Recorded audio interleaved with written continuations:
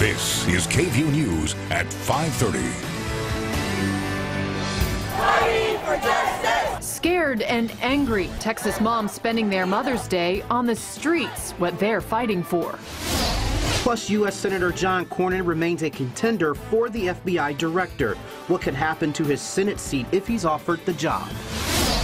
Plus, we're diving into a Round Rock man's new hobby, but it's the reason behind it that's making headlines.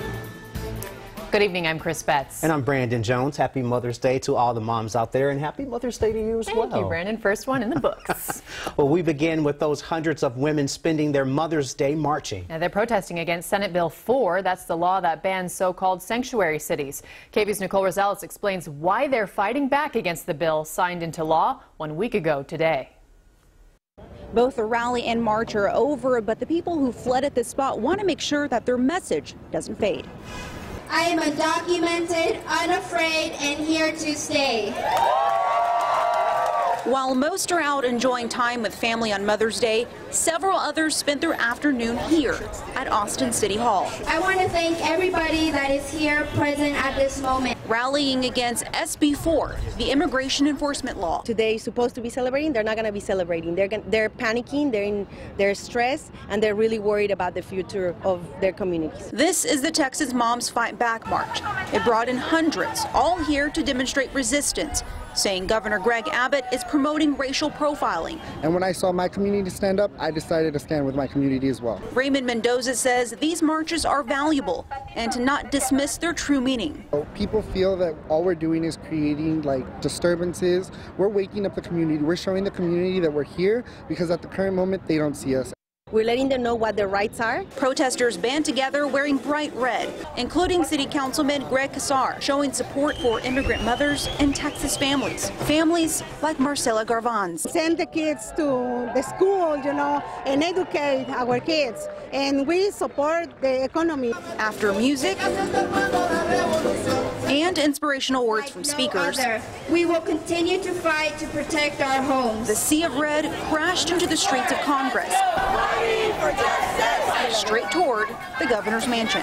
This is what democracy looks like. The group ended here, hoping state leaders will see they won't back down easy, instead gearing up for the next big protest. In Austin, Nicole Rosales, KVUE News. And those rallies are set to continue tomorrow morning. The group, 100 Latino Jolt members, will be back at the governor's mansion to discuss community meetings and protests all throughout the state. The New Braunfels Police Department has identified the man killed after being hit by a pickup truck Saturday morning. Police say 19-year-old David Anthony Tiente Jr. was hit by the driver of a pickup while he was trying to cross the southbound lanes of I-35. Investigators say Tiente died on the scene. The accident is still under investigation. No charges are expected to be filed. The search for James Comey's replacement as FBI director continues this weekend, with Senator John Cornyn on the short list to fill that position. So what would happen if he was chosen for the role, and how could it affect statewide politics here in Texas? KVUE's Michael Perchik joins us now in the studio to explain. Michael? Chris, since Comey's surprise dismissal on Tuesday, Senator John Cornyn has been one of the most prominent names reported to be in the running. Now, if he were to be selected and eventually confirmed, it would set off a domino effect throughout the state. First, Governor Greg Abbott would select somebody to fill the position on an interim basis. That person would hold the position until November, where there would be an election to fill the seat for the remainder of Cornyn's term, which runs through 2020. UT professor Jeremy Surrey described the strategy behind picking a potential replacement. So he has to calculate what will serve his interest and his reelection best and what will serve the interests of the Republican Party in the long term. I doubt that the governor will look to put someone in there as a placeholder. He'll look to put someone in there who can get elected in November. If no candidate in that November race garners 50% of the vote, the two candidates with the most votes would then go to a runoff election. Surrey speculated those seats could be filled by Lieutenant Governor Dan Patrick or Congressman Michael McCall. Coming up tonight on KVUE News Nightbeat, we hear more about the potential ramifications and how it could affect national strategy for both Republicans and Democrats. Brendan and Chris. All right, thank you so much, Michael. A new missile launch in North Korea is raising the level of concern all around the world. North Korean officials are defying calls to stop its weapons program with a new missile launch. U.S. officials say the missile fired Saturday evening stayed airborne for about 30 minutes. President Trump warned against any further testing. It's not clear exactly what kind of missile this was. This marks the 7th missile test since President Trump took office and takes place just days after South Korea elected a new president. And new concerns over the massive cyber attack that targeted more than 200,000 victims in 150 countries. Computers shut down over the weekend, maybe harboring a ransomware virus ready to attack Monday as the new work week kicks in. The massive attack on Friday crippled more than 20% of hospitals in the UK. The software, which affects Windows computers, demands a ransom to be paid in the electronic currency Bitcoin. A computer security expert managed to blunt that attack on Friday, but officials say the virus was changed over the weekend. Well, this week the nation is honoring our fallen police officers. National Police Week got underway with a candlelight vigil last night at the National Mall in Washington, D.C.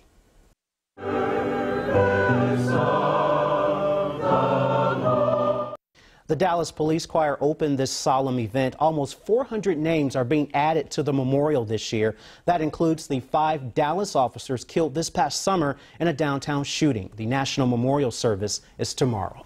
And the Austin Police Department's bagpipes team are bringing back a trophy from D.C. They won the 2017 Emergency Services Pipes and Drums competition. Congratulations to all of them.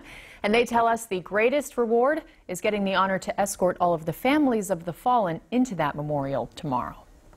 Well, it's a perfect, warm, sunny day to cap off our weekend and to celebrate all of our moms. Meteorologist Nathan Gogo now joining me in the Storm Center. Nathan, some big changes coming for our work week. Yeah, some chances of rain, a little bit cooler temperatures. Today we reached the lower 90s, about 5 degrees above normal, but a lot of sunshine and tolerable humidity. So the good news is it wasn't very sticky outside. A live look outside, things are looking still good. 93 though, yeah, quite warm, hot really at Camp Mabry. And just 3 degrees, in fact, off the all-time record that was set back in 2003. Current temperatures still in the 90s in many locations, 80s in others. It'll be a nice evening out there for tonight. Southeast winds at about 5 to 10 miles per hour. We'll see temperatures drop into the mid-60s by the time we're waking up, kicking off Monday. But Monday, the humidity will be on the upswing and chances of rain, like you mentioned, for midweek. More on that coming up. I'm so enjoying not having humidity for a hot second. Yeah, but we know summer's coming. Yeah, it's going to be here in a minute now. All right, well, a Round Rock teacher turning Volkswagens into profits is still to come.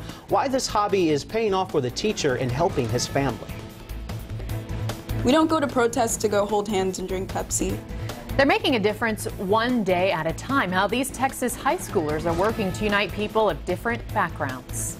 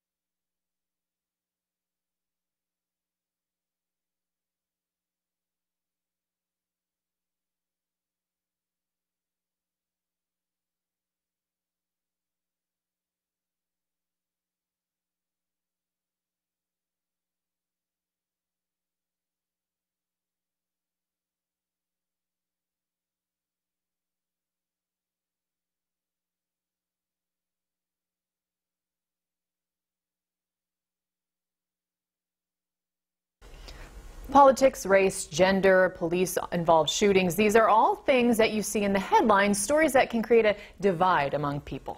That's why 2 Texas high schoolers decided to change how those discussions go with a high school club, all with the hope of uniting the community. Yep, KVUE's Hannah Davis shows us how they're taking it one conversation at a time.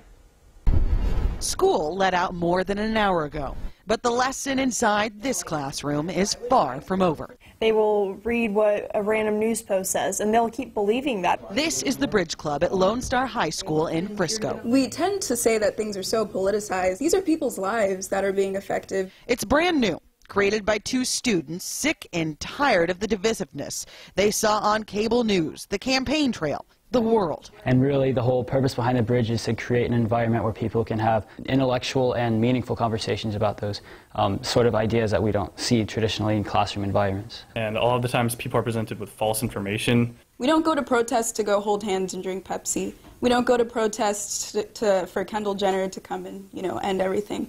There is romanticization of actual realities that people experience. That's why there was such a problem with that. And the best solution will never be perfect, because there's always going to be somebody that's hurt. Working together to transform issues in which we do not agree on or want to change. The idea is catching on. Last week, some of the students' parents decided to give honest and open conversation a try. The first time I've actually talked to people about my experience, I've always blended in. And it didn't take long for men and women from totally different backgrounds to connect just by sharing and following their children's lead.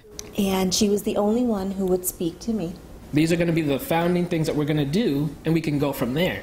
An after-school club just may make civil discourse a little more civil again. It's cool what they're up to. That was Hannah Davis reporting.